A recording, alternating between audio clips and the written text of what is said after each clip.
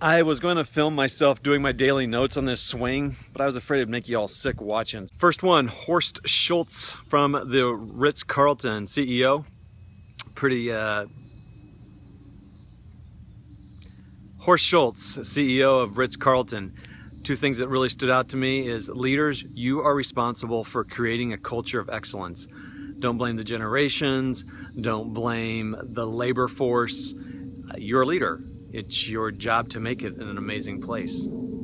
He also talked about selecting people, not hiring people, but what I got more out of that than the wording is that he selects them to come on board to join him in the pursuit of a dream.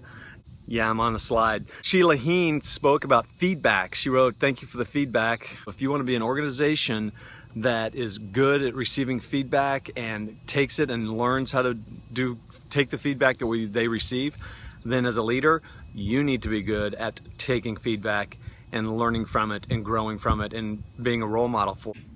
All right, continuing my day 2 of Global Leadership Summit. Obviously, I'm in a different location. It's now a Tuesday and not Friday, but went on a trip and all that. And we're making progress on the house. So that's Brian Houston, head pastor of Hillsong Church. They have, I don't know how many locations, many locations in Australia and all over the world.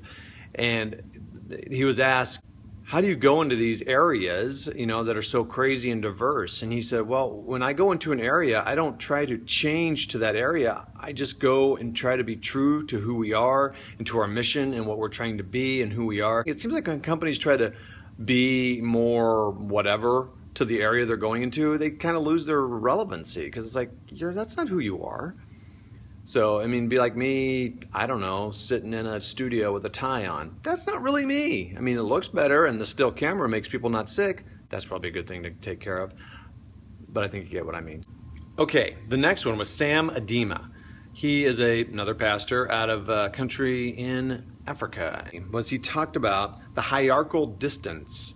The more hierarchy you have, the more powerful the leader is and the more powerless the followers or people or the employees are. He said, and you can tell this because everyone walks on eggshells when they're around the leadership, be it the head leader or any leadership. And if you're walking on eggshells, then there's a problem. If there's no negative feedback, there's a symptom of a problem. How about you have to wait for approval before anything is done? That the less initiative from the people, that's another sign. He said, and also there's less accountability to the leaders. So he said, we need to learn to share the power with people because the people know what they need. Next one, Liz Wiseman. I would recommend her for any conference. Talking about Rookie Smarts, her book, Rookie Smarts. She talks about how we as leaders need to take the eyes of a rookie and the advantages of that and some of the things that a rookie does that a veteran doesn't do. When things are running smoothly, that's when you need to throw away your notes and start looking for another way. When you look through business through the eyes of a rookie, you start to maybe get energized again about your purpose and about what you're doing. So that's another good reason to take the eyes of a rookie.